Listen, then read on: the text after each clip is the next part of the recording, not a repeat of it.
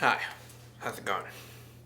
What's up, everybody? I am now in Arizona. I just made the move this week.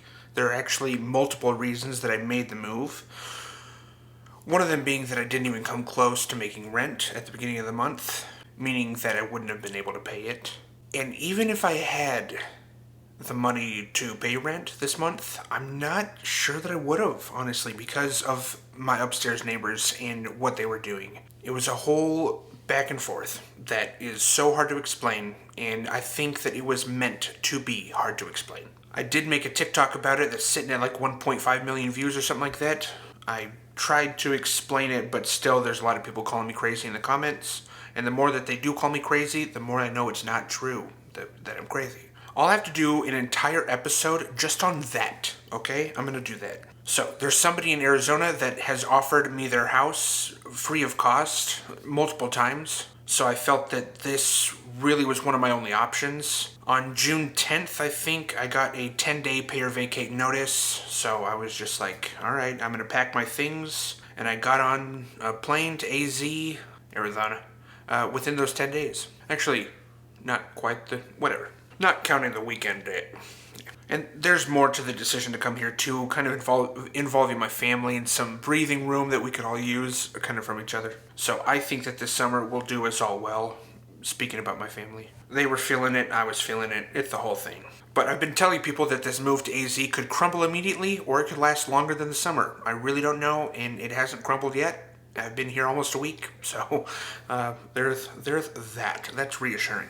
I have two friends out here, two twin brothers who I've collaborated a number of times on some videos for social media. My cousin lives out here. I also have two friends that I've known since I was little, a brother and a sister. And then the people that I'm living with now, they found me on TikTok a long time ago, and they've opened their home to me. So hopefully this is a summer of making more than I'm spending, which honestly has been a rarity in my life so far. I don't think that's really ever been the case yet.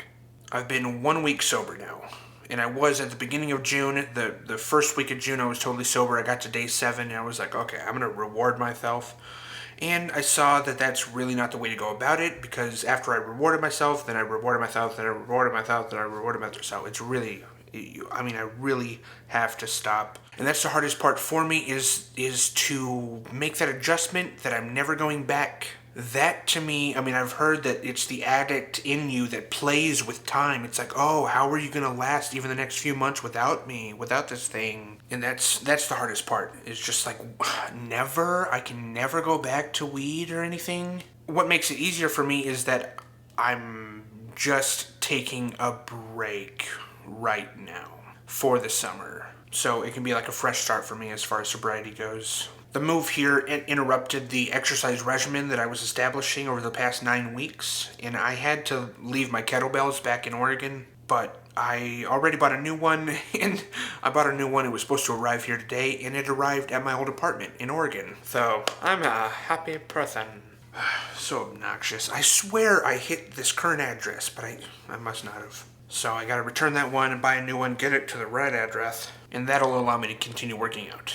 And also help this move feel normal. Sometimes in periods of transitions, it's important to have small little things that are familiar to you in order to make the move feel not so different, or like not such a different environment, I don't really know how to say it, but help you feel grounded, like familiar, like, oh, there's parts of home that are here. But at the same time, I wasn't doing my normal exercise routine, but I still was moving, packing, traveling, unpacking, and that I definitely got my activity points in. Definitely. Even though it wasn't a traditional workout, it was still exhausting. I just have to get my diet under control and all good. I'm eager to see what Arizona has to offer in terms of comedy, film, social media. I literally know nothing about Arizona at all. But I applied to be a video coordinator for the Phoenix Suns, which is literally a job that I would do just about anything to make happen.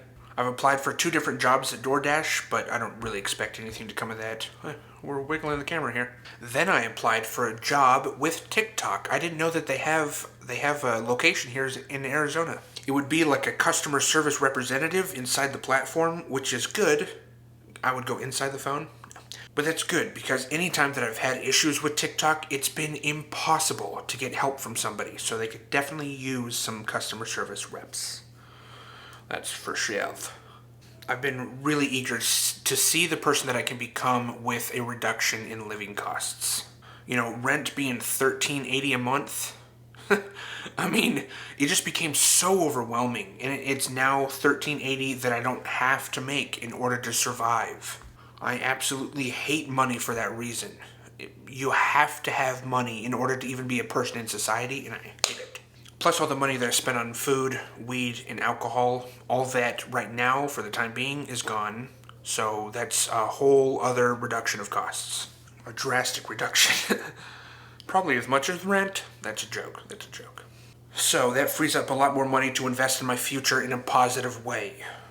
I can go and spend $250 on a short film and pay my actors or anybody who helps me, which would be a way better use of my time and my money. I hope to see myself act on that and walk the walk instead of just talking the talk. Talking the talk is just way too easy, and there has to be follow through, there has to be action. It's how we build trust in ourselves. I currently don't have a lot of trust in myself, honestly. With money, the amount of times that I've told myself I'm going to do something and then never do it, or do it way later than I told myself I would, that builds a distrust in oneself and makes a person unreliable to themselves. That's not good. Depression can be categorized in being chronically unhappy with the decisions that you're making. That's where anger issues come in too. If you're just always making decisions out of habit and established routine, but inside you're unhappy that you're doing it, just stop. It is that simple, but it's also not that simple. You know, Paul wrote in the Bible. See, I put the Bible part at the end whatever. Paul wrote in the Bible, I have the desire to do what is good, but I cannot carry it out. For I do not do the good that I want to do, but the evil that I do not want to do, this I keep doing. Meaning that Paul continued actively doing things that he knew that he shouldn't, and the things that he knew he should be doing, he wasn't doing. I take that as Paul asking God, like, why did you make man that way? It's blatant cognitive dissonance. I just talked about that on an episode a few episodes ago. I think men and women have been integrated with that since birth. It takes a lot of strength to turn that wheel the other way. And with God's help, turning that steering wheel becomes way easier, from what I'm told. That lesson I'm still trying to learn. And the fact that Paul, the most prolific missionary in the Bible, or possibly ever, he struggled with that cognitive dissonance too.